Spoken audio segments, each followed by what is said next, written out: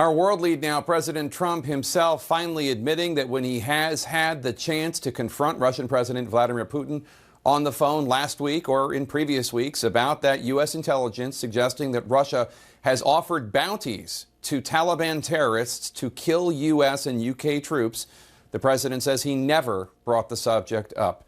Here's what he told Axios reporter Jonathan Swan.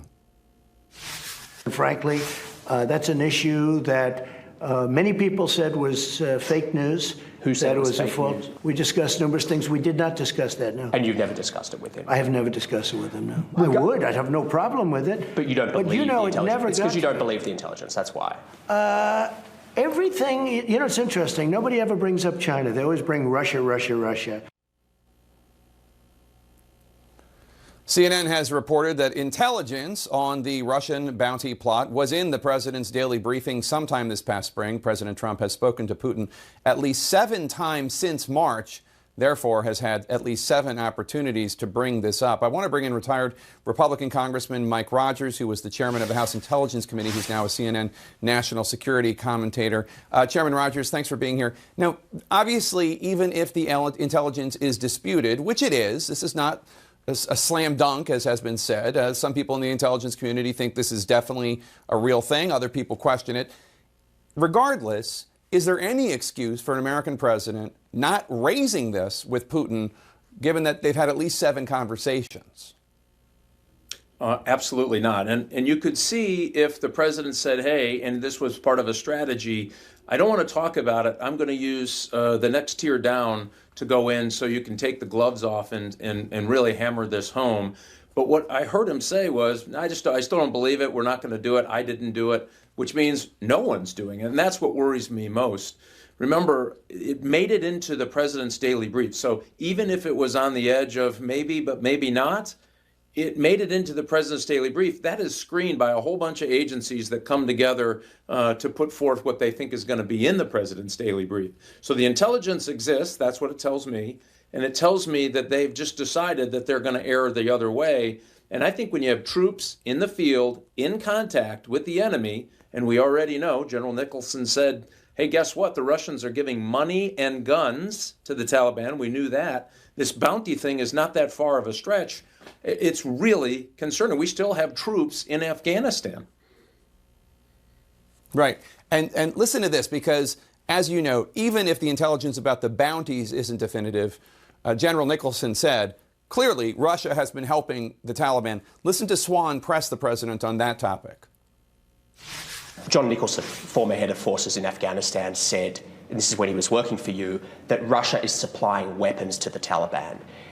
Isn't that enough to challenge Putin over the killings of US soldiers? Well, we supplied weapons when they were fighting Russia, too. You surely heard that, right? I mean, it's well known in the intelligence community that they're arming the Taliban, Russia. I don't know. When you say arming, is the Taliban weapons. Paying or are they giving Russia them? is supplying weapons and money to the Taliban. I have heard that, but it's never, it's never reached my desk. So, not to put too fine a point on it, but that's literally a Kremlin talking point. The idea that the president is confronted with the fact that General Nicholson says the Russians are helping the terrorists who are killing our soldiers, and the president says, quote, well, we supplied weapons when they were fighting Russia too. And that obviously dates back to 1979 and the 1980s. What did you think when you heard that? I have to tell you, my blood boils a little bit. I don't know why he would even go on the defensive on this. He could have, if he just came out and said, I'm going to take the information, we're going to go back and we're going to deal with it. But he is so defensive on this. Listen, Mr. President, there are troops in the field who are exposed to danger. This notion that you're not going to do everything that you can to protect them and make them successful, meaning give them the tools and the policies and the support that they need to complete their mission, this stands in the way of that.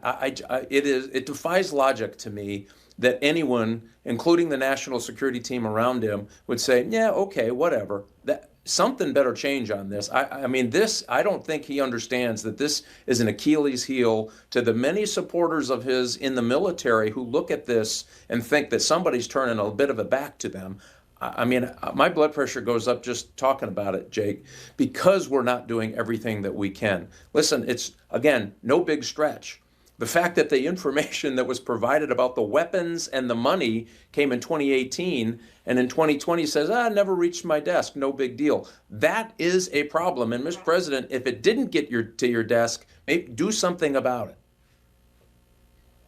It's just so odd that his first reaction is trying to come up with an excuse for the Russians doing this to our troops. Well, we did it to them back in the 80s. You don't need to come up with an excuse, as you know. On a related note, Mr. Chairman, today nearly 24 House Republicans said that the president is encouraging Russian aggression by withdrawing nearly 12,000 U.S. troops from Germany. The president is defending the decision, saying that Germany is delinquent in how much it spends on defense per its NATO agreement. Republican Senator Mitt Romney called this a gift to Russia. What do you think about the decision? Yeah, and again, this is shocking to me. Those troops are not there because of trade or auto parts or auto cars coming into the United States. That is not why we have troops in Germany.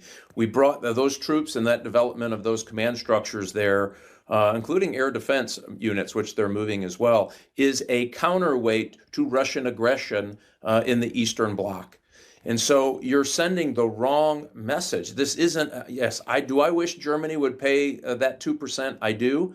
But there's other ways to go after that versus taking troops out. That hurts the interest of our national security, pushing back against Russian aggression. I mean, we still have 25,000 troops there. I don't think the sky is going to fall necessarily, but I think it sends a horrible message to both our allies and our adversaries about how we make strategic military decisions.